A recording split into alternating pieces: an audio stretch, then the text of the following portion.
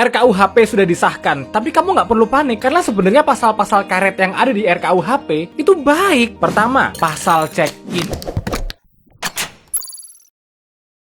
Hola netizen yang berbudi pekerti luhur.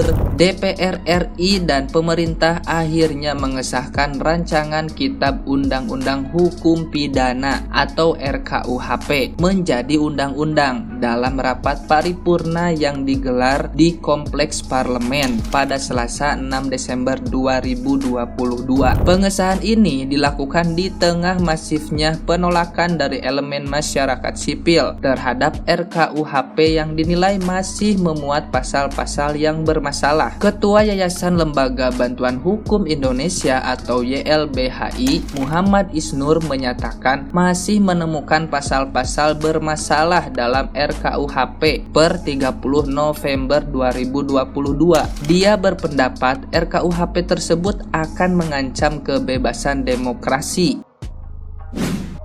Selain dari Ketua Yayasan Lembaga Bantuan Hukum atau YLBHI, netizen yang berbudi pekerti luhur pun tidak kalah berkomentar mengenai pengesahan RKUHP ini. Nah, gimana tuh reaksi serta komentar dari netizen yang berbakti untuk pengesahan RKUHP? Mari kita simak bersama. Guys, akhirnya RUU KUHP itu udah disahkan per hari ini. Momen bersejarah ya, iya bersejarah karena semua bisa kena. KUHP yang baru sebenarnya bagus, cuman memang ada beberapa pasal-pasal yang kontroversial. Yang dari dulu, dari tahun ke tahun tuh selalu ada penolakan, tapi ujung-ujungnya tetap disahin juga. Salah satunya masalah tentang penghinaan pemerintah dan lembaga negara. Jadi kalau ada orang yang menghina lembaga negara atau suatu institusi dan mereka merasa tersinggung terus bikin laporan, itu bisa dipidana. Dan penghinaan di sini juga nggak clear batasannya seperti apa, sedangkan lembaga negara itu dan institusi negara harusnya kan sebagai objek kritik. Jadi bakal susah dibedain yang mana penghinaan, yang mana kritik. Dan ya kalau misalnya mereka tersinggung, mereka nggak suka, ya udah tinggal bikin laporan, ya semua orang bisa kena.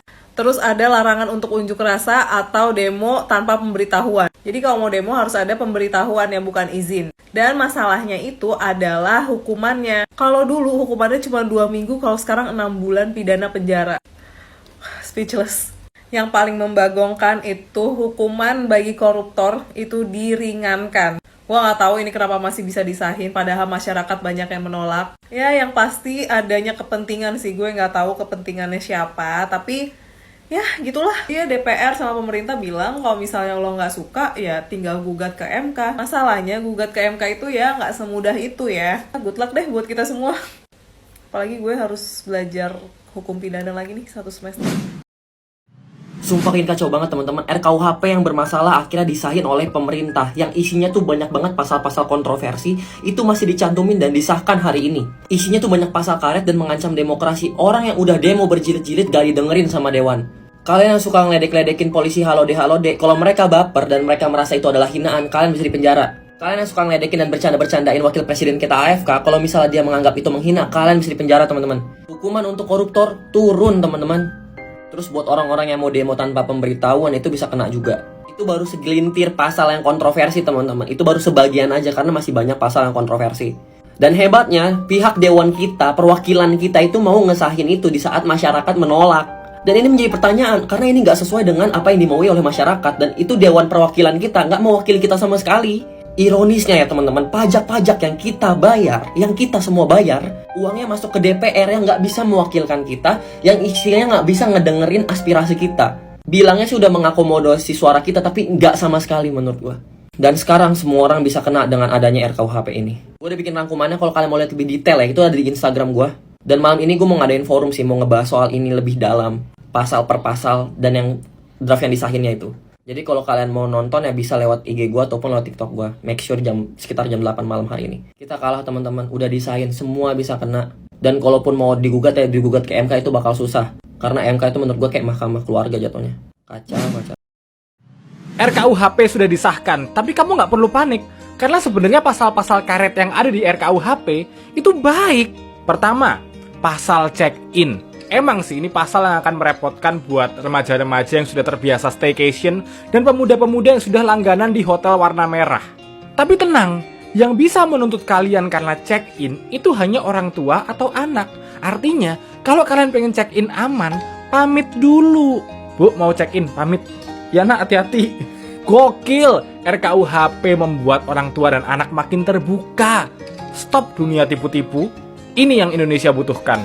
Apalagi, pasal anti komunisme.